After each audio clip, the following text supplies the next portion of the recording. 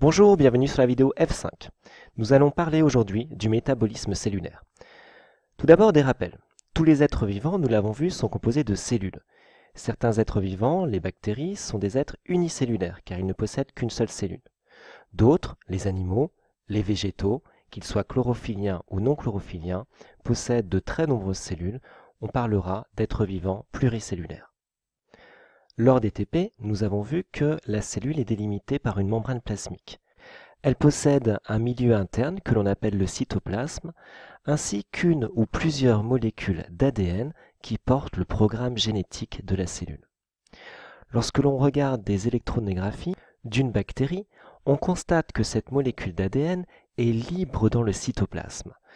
Ces cellules seront appelées des cellules prokaryotes, c'est-à-dire des cellules qui ne possèdent pas de noyau. Mais nous l'avons vu en cours, certaines cellules possèdent un noyau qui protège l'ADN. Ce sont notamment les cellules animales et les cellules végétales que l'on observe ici au microscope optique. Ces cellules possédant un noyau sont appelées des cellules eucaryotes. Dans les cellules, il y a aussi des éléments fonctionnels qui peuvent être petits ou bien plus gros. Nous n'allons pas forcément tous les étudier en seconde, mais souvenez-vous qu'on les regroupe sous un terme générique qu'on appelle les organites. Nous avons vu ensemble les chloroplastes, des végétaux chlorophylliens, et tout à l'heure nous parlerons d'un autre organite qu'on appelle la mitochondrie. Alors si l'on cherche désormais des points communs entre toutes les cellules, qu'elles soient prokaryotes ou eucaryotes, eh bien il y en a trois.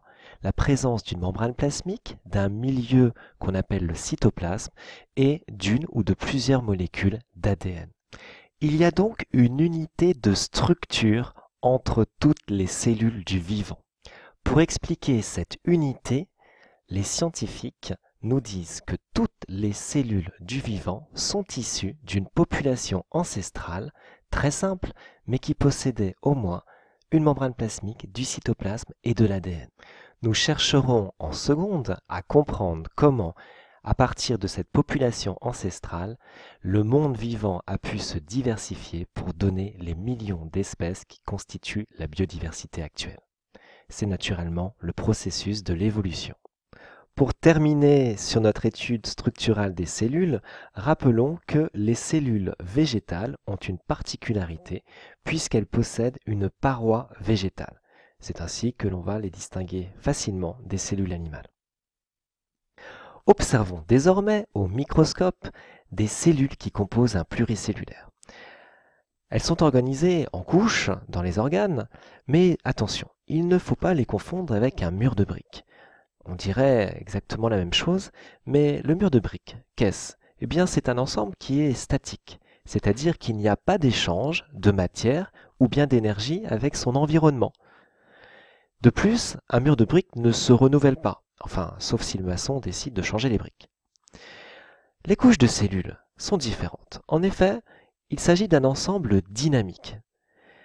Un ensemble qui va échanger de la matière, alors la matière vous le savez désormais, ce sont des molécules, ainsi que de l'énergie, souvent sous forme de chaleur, avec son environnement. De même, les cellules se renouvellent très régulièrement. Prenons un schéma pour bien comprendre. Voici une cellule. Ce qu'il y a à l'intérieur de la cellule, que nous avons discuté tout à l'heure, bien constitue ce qu'on appelle le milieu intracellulaire. À l'extérieur de la cellule, on parlera de l'environnement de la cellule.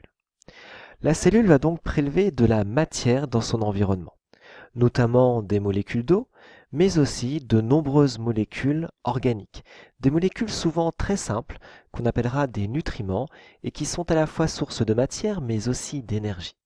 Alors, que deviennent ces molécules une fois qu'elles sont dans le milieu intracellulaire?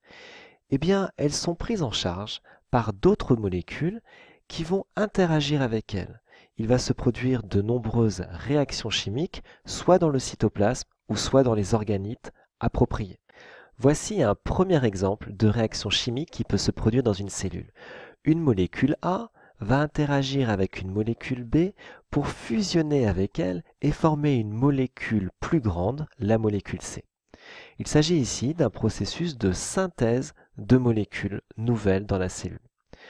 Un deuxième exemple, eh bien, c'est un peu l'inverse. Une molécule A va interagir avec une très grosse molécule B. La molécule A va rester intacte à la fin de la réaction. Par contre, elle aura divisé la molécule B en très nombreuses petites molécules, molécules C, qui elles aussi vont jouer un rôle important dans la cellule. Il s'agit ici de processus de dégradation de molécules.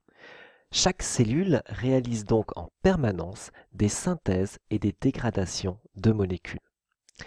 La cellule rejette aussi dans son environnement des molécules. Elle va rejeter par exemple des déchets toxiques. Le dioxyde de carbone en trop forte quantité est toxique pour la cellule. Elle va donc s'en débarrasser en le rejetant dans son environnement. Elle peut aussi émettre des molécules pour communiquer avec les cellules qui sont à côté d'elle, ou bien des molécules de défense contre tel ou tel micro-organisme. Elle rejette aussi dans son environnement de l'énergie qu'elle produit lors de ces différentes réactions chimiques. D'ailleurs, nous avons oublié de le souligner, mais pour pouvoir réaliser ces synthèses de molécules ou ces dégradations de molécules, notre cellule a aussi besoin de sources d'énergie. Elle est généralement apportée par les nutriments. Résumons ce que nous venons de voir. La cellule n'est pas un ensemble statique comme un mur de pierre, c'est un ensemble dynamique car elle échange avec son environnement de la matière et de l'énergie afin de réaliser chaque seconde des millions de réactions chimiques qui vont permettre les synthèses et les dégradations de molécules nécessaires à son fonctionnement. De là découle une définition qu'il vous faut absolument comprendre et connaître. Toutes les réactions chimiques que réalise une cellule constituent ce qu'on appelle le métabolisme cellulaire.